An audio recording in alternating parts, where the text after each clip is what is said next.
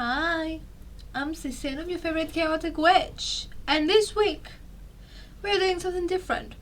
Instead of summon 𝐾𝐲, because I don't think they have anything interesting so far. I don't think I'll upload any more like interesting stuff. So, that means we are going to the overnight channel. And we're starting strong. We're going to the fucking Warren Museum, and that is a 4-part thingy. So that gives us a fucking 1 month's worth of content. And that's an hour and a half each video. So we've got some shit. So without any further ado, let us get to it.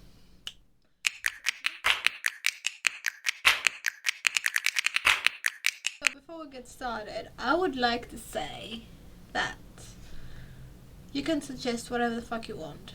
When it comes to like paranormal stuff, I will react to anything. Doesn't have to be funny and stuff. Doesn't have to be the overnight TFIL, summon 𝐾𝐽, can be just whatever. I will react to anything paranormal.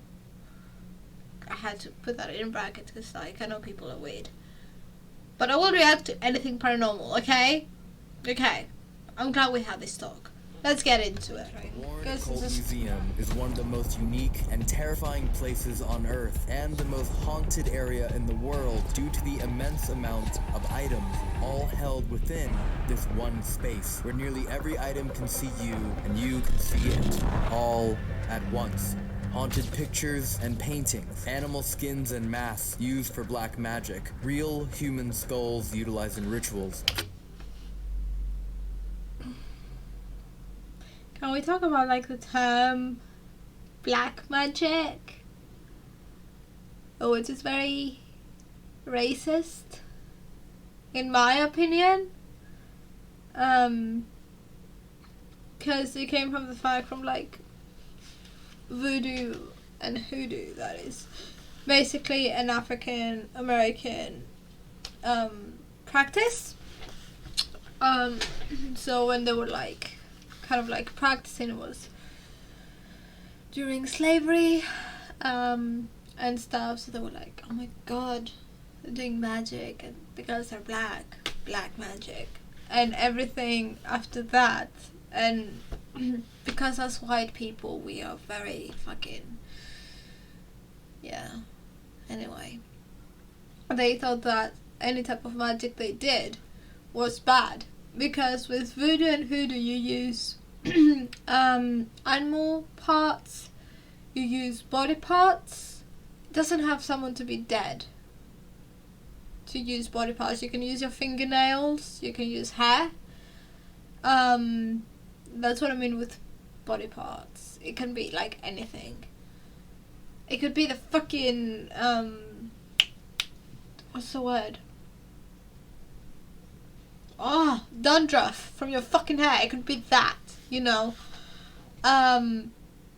So because they were using, or like you can use like animal tongues and stuff, they were like, oh shit, this is demonic, this is bad, so they called it black magic. And after that, you know, because of that fear, black magic has been said to be something bad. It is not. Just they were practicing voodoo and hoodoo. It's not bad. What they would call now black magic is called baneful magic, which I am actually practicing. That's what I was meant to do.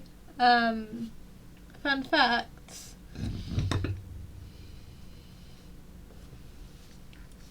It's not done yet, but you could call that baneful magic, because this is a domination job, messing with someone's, you know.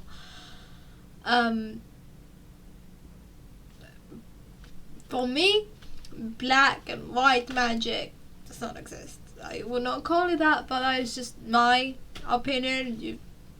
You can take it, you can leave it, you can just do whatever. Just, I I usually don't like that term. That's it. Welcome to my TED Talk, I guess. Cursed statues, dolls, toys, musical instruments, voodoo artifacts, vampire coffins, tombstones, witchcraft items, and an endless list with a deadly history. A room full of dark mysteries and even darker secrets, yet to be unlocked from the items they are contained within. A collection so sinister, it is kept under lock and key, not only to keep people out, but to keep what is held within it from escaping. Many of the items have been used for black magic or the occult, in an attempt to hurt others, often having succeeded in either harming or killing. Many of the previous owners of these objects have ended up in mental institutions due to the strong effects and influence each item has. There is an immense amount of spiritual protection here to contain the evil. Okay. Also though, like, I'm not saying people cannot use this stuff for, like, bad purposes, which they have. But that's also, like, raised the stigma, like, around us witches, that everything we do as practicing is bad. I could literally do, like, a glamour spell for myself, make myself look more attractive, make myself feel fucking better about myself and not have that fucking body dysmorphia. But no, because I'm a witch, that's bad. You know?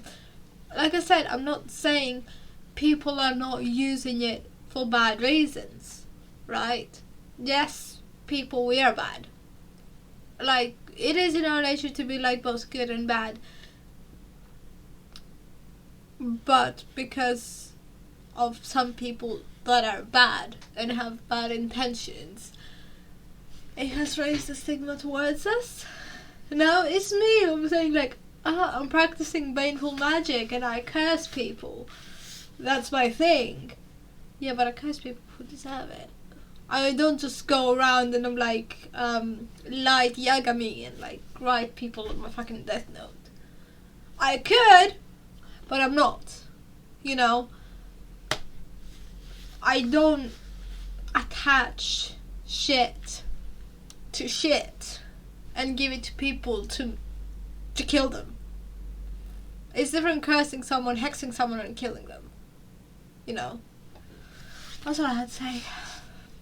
Within the objects, all of which comes from those that care for the museum. Hosting a collection unlike anywhere else in the world, all items here are considered unholy, cursed, and evil. To touch an item is to condemn oneself, to invite demons and evil spirits to attack and consume your physical and spiritual energies. Special protection is put in place to handle any item in the museum, and only a few people are capable of doing so, all of which are with us tonight. 9 p.m. has always been the cutoff time for being inside the museum, and this lockdown continues until 6 a.m. This isn't about closing the museum for the night, but this is when all of the cursed items come to life and to their full power.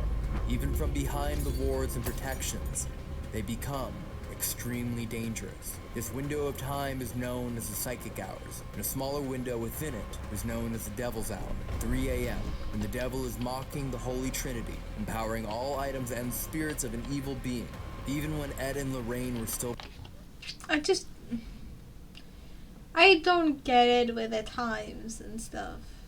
Maybe that's me, maybe I haven't done my proper research into it. But if something is so demonic and so evil, it shouldn't have times. If it's evil, it's evil.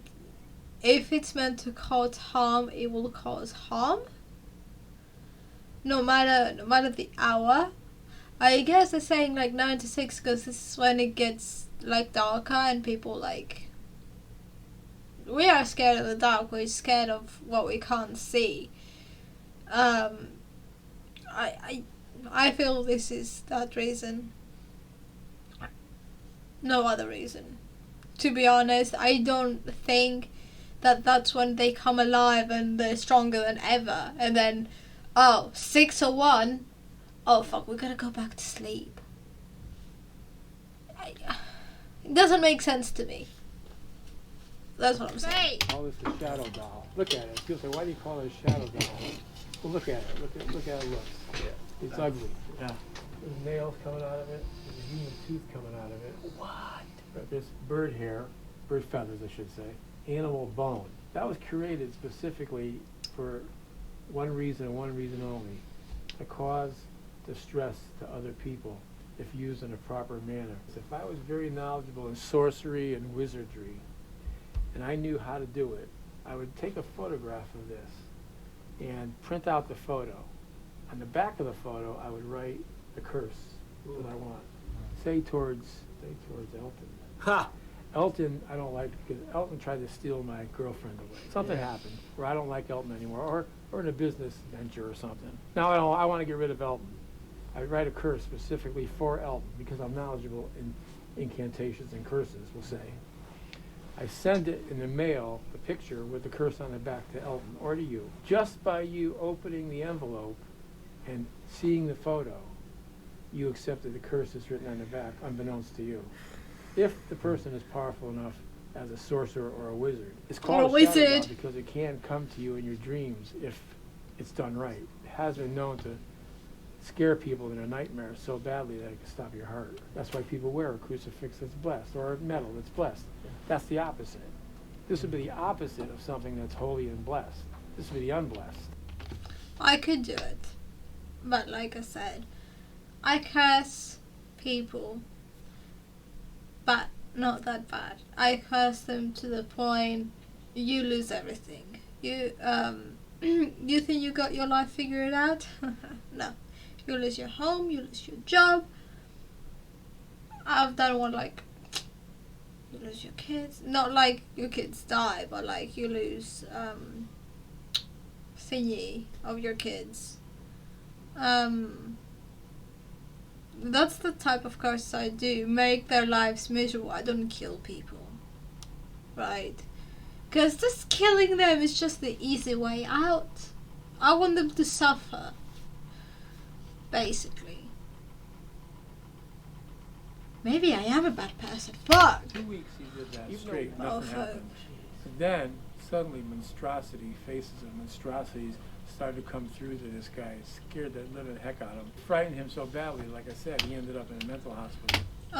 That's why Mirror's client, or like, as he said, let's just use it with his crystallomancy,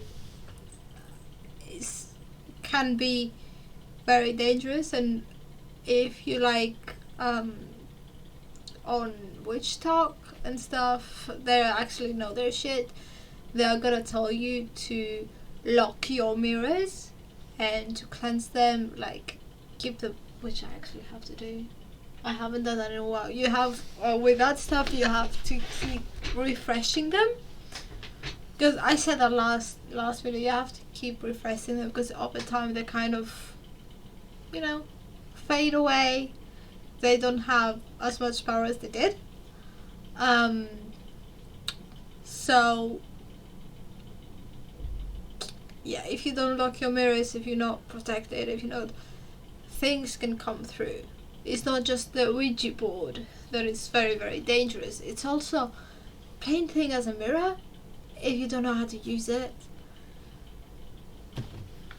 yeah. With bare hands. People say, well, you know, didn't you bring it to Las Vegas? I did bring it to Las Vegas.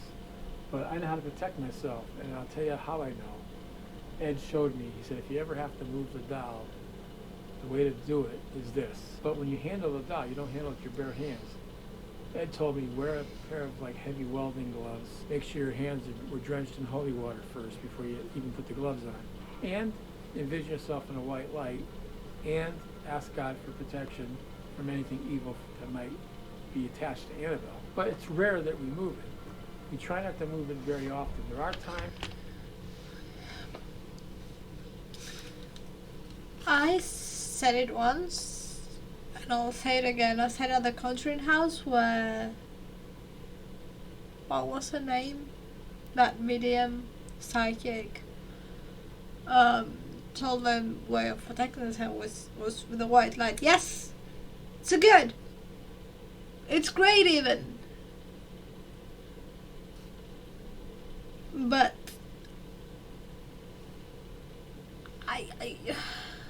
I don't think for that it would be enough. It would need way more than that. And yeah, nothing a white light and just some holy water before you put welding gloves on, which I think the welding gloves as well should be cleansed and purified and protected, because everything has an energy to it. Like in monster kind could have like energy to it. Anything could have energy to it, so you gotta like cleanse it. And like the fucking jars that I'm doing the spells in, they have energy in it, so I have to cleanse them. Not always. For that, I do not have to cleanse it because I need all the bad shit energy that it had in. But like other spells that I need to cleanse them, that I need to be like neutralized of any energy that is in it, I have to cleanse it. So I would say like also cleanse and protect the welding gloves, the white light, and that I don't think would be enough, but you do you, I guess. I mean, they have been protected enough as it is, so I guess it works. My opinion. The psychics didn't know what she was talking about, because God does not allow a human spirit to enter inanimate objects. Like, in other words, when you go home tonight, your grandmother's not in your living room chair. A demonic entity could be attached. Now they're intrigued, and they're saying, wow, there's a human spirit in our doll. And they suddenly really treat it with more reverence, you know, or like it's human. Donna had the doll on the edge of a couch in the open. And look,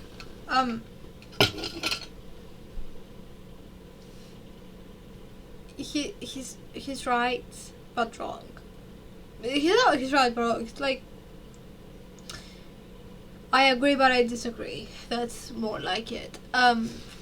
If it's a human spirit who was not passed on properly, and they have stayed lingering for years and years, maybe decades, maybe even centuries, they start to lose any identity of self. They don't know what they are. They don't know who they are. So it's like someone who can get close to them, like a medium or someone. They just can, because they have lost that identity, whatever they tell them to be, that's what they believe. So if they tell them you're demonic, so to say, and you have to be there, that is your purpose, because they lost that identity, they're gonna believe it and they're gonna do that. So that spirit that is in there could have been a human spirit that they just lost their identity and someone took advantage of them, if that makes sense. Yeah. It just says accept existence of the devil. Just like you accept the existence of God, you have to believe that there is a devil, because God created the devil too. This was the creature, the dinosaur.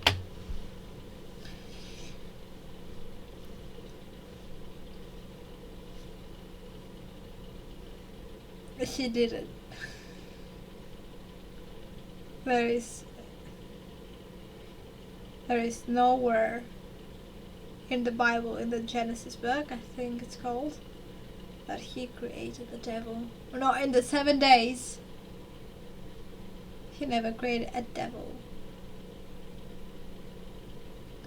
If we go very, very into it, many people will know that before Eve, there was another wife. Her name is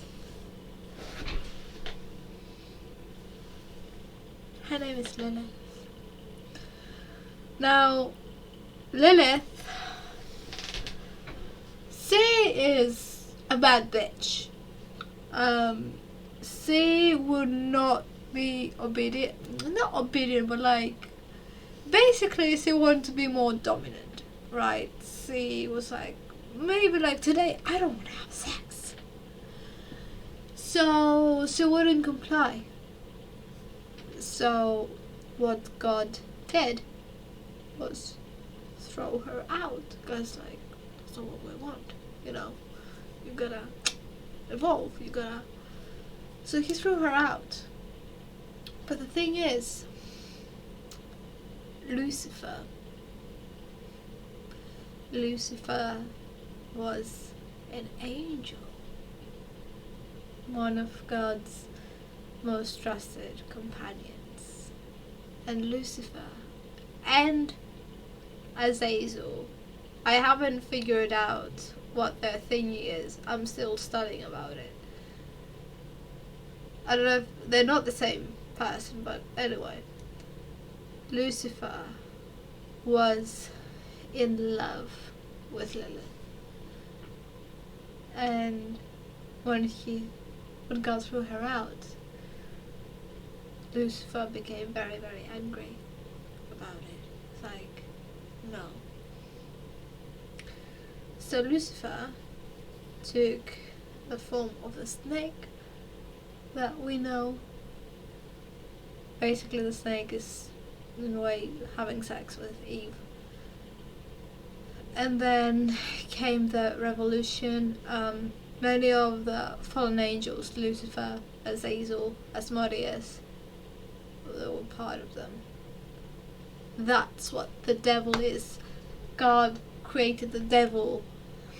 And the thing is, after that, Lilith had many kids. But God ordered all of them to be killed by his angels. All of Lilith's kids, they would be killed. Not all of them did, because obviously she's the mother of all demons. But do you want to talk about God? Let's talk about God. Let's talk about God. And whoever fucking says that Lilith is closed, because are you Hebrew? She's not closed. Get your facts straight. Because if you actually work with Lilith, you will know she does not want to be put in a cage. She does not want to be someone's, be claimed by someone. She's her own person, she's her own queen, she's her own demon, right? She's not getting claimed by anyone. Get your shit together, because I had a fight with someone on TikTok over this. Satanic rituals. What do they do in satanic rituals? Well, they sacrifice animals and humans. But you're going to have a lot of people saying, that's not what Satanists do.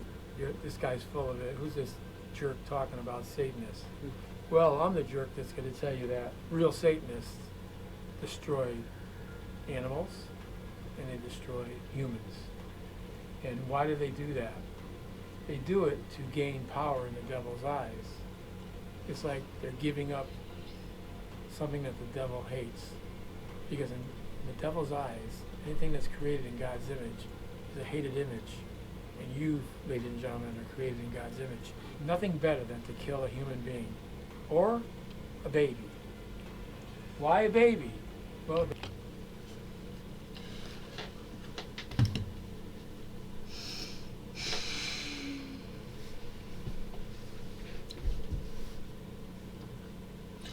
actually, let us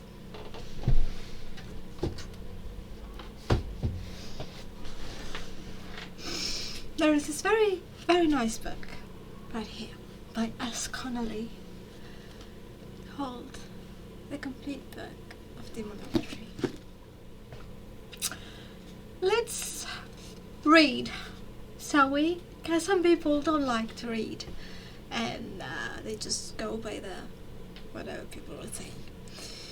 Isn't Satan just a part of Christian mythology? Well, yes and no. The name Satan means adversary, right? This is something akin to Lucifer, who, prior to Christian perversion, was a god whose name meant the light bringer. Hence, Illuminati. He was a pre-Christian pagan god. If you take it with a paganist, but if you take it with the Bible, he was an angel. Okay. Most of Christianity's demons are dark, and sometimes not so dark. Gods of pre-Christian religions, right? Demonolators worship these gods because they embody the darkest side of nature, which we sometimes do not understand. They are the elements by which we were created. We worship them as our creators. The gods of the past are indicative of what humanity will become. That is enlightened, we hope. Each practitioner of demonolatry chooses what is known as a counterpart demon, or a demon that defines or identifies with the attributes of the practitioner.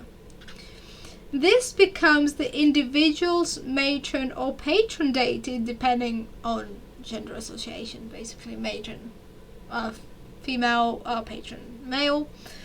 All demons become secondary to this particular demon. So basically, Lilith is my matron, so Lilith is my matron, Asmodeus is my patron. So anyone that I might work with after that, they're just secondary. Even if they're not, when it comes to like levels and stuff. All demons, we said that, for those practitioners who border on what might be called theistic Satanism, the demon may or may not be Satan. In demonolatry, Satan is the fifth element, or the source of all the other energies. In other words, Satan is the whole, and every other demon is simply a part of the whole. Each person, animal, plant, and thing that exists in nature is a part of the whole, the divine as well. Because of this, there are no demons more powerful than others. So it's not that, because we were created by God's demons, we hate them, so we have to kill them and kill babies. This is not what demons are on about.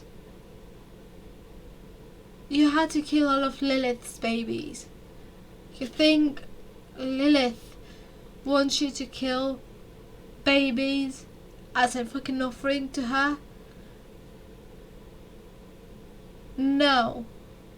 No, because like seriously, with demons, I've had more fucking contact than I did with a Christian god that everyone seems to fucking worship. And everyone has said like about Satanists. Like I said, there's bad fucking people, and who use the name of Satan or the devil or Lucifer to be their scapegoat. Just like with Christians, the God is their scapegoat, right? And I'm not having that, because I actually did an initiation on Sunday with Lilith. And I talked with Lucifer. And he was like, why are you doing that? And I said, well, because I just want to be fucking happy. And he said, most people that try to have a deal or a pact or initiate with any type of demon, they're here for power and control. And I'm like, well, I don't even have power over myself or control over myself. So why the fuck would I need power over the world?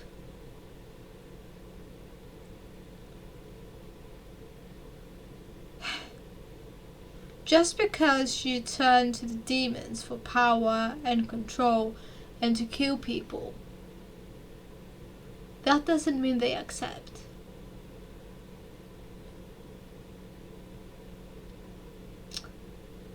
they are better than you think.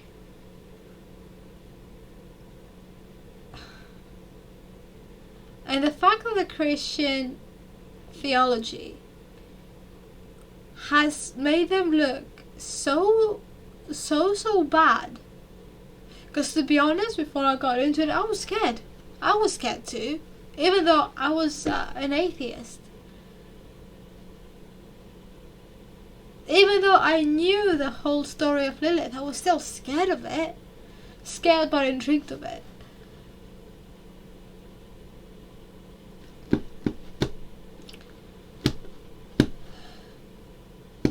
Demons, Satan doesn't want you to kill people. People want to kill people. That's what I'm saying. That's what I'm saying.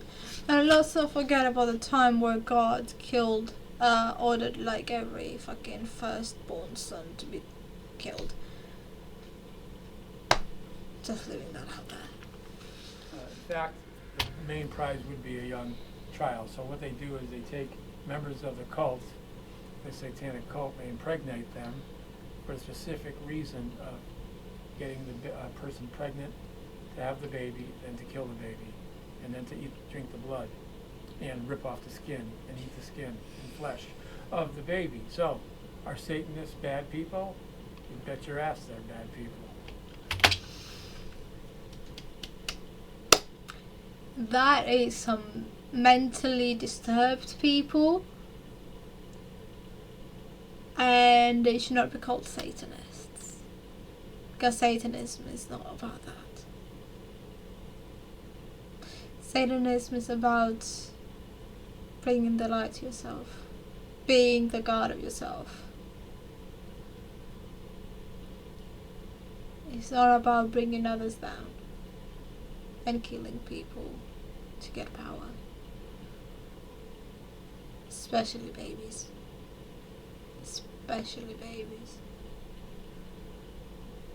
You know, they used to bully me in high school.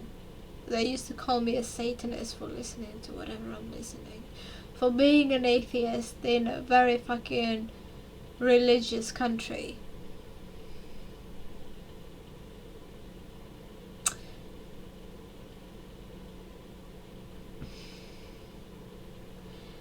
And if that is the way you portray Satanists,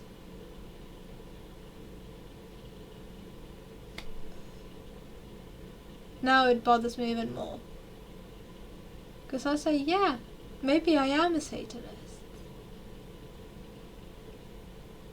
but I'm not that kind of Satanist.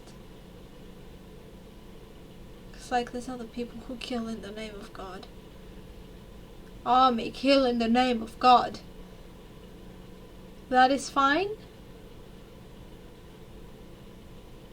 So killing people in the name of God, the Christian God, is fine.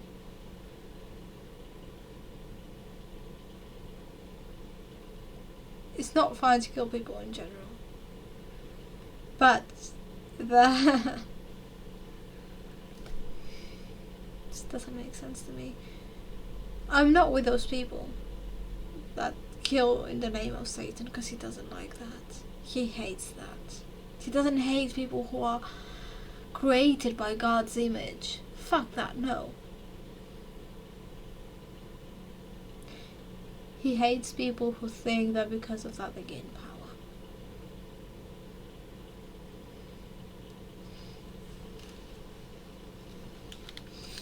This is intense, not in the way paranormal wise, but it's intense religiously wise, and I do have lots of religious trauma, and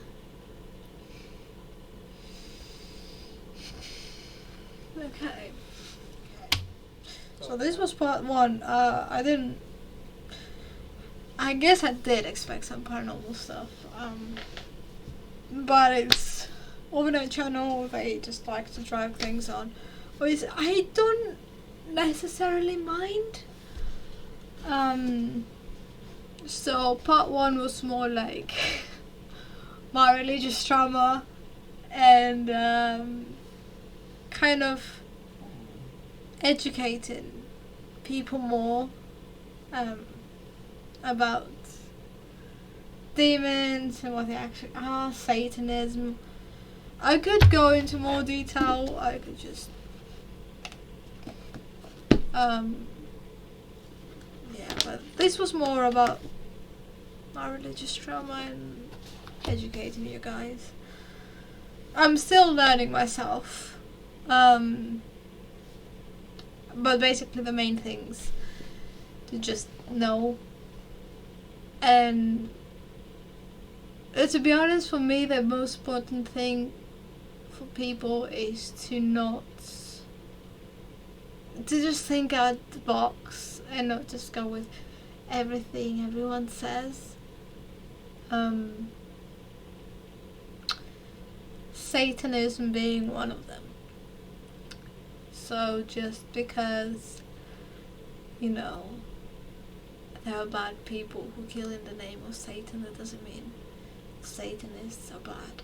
Just because there's people killing in the name of God, that doesn't mean all Christians are bad. Just because there are people killing in the name of Allah, that doesn't mean all Muslims are bad. And people gotta understand that. People understand that more with like Christianity but when it comes to Satanism,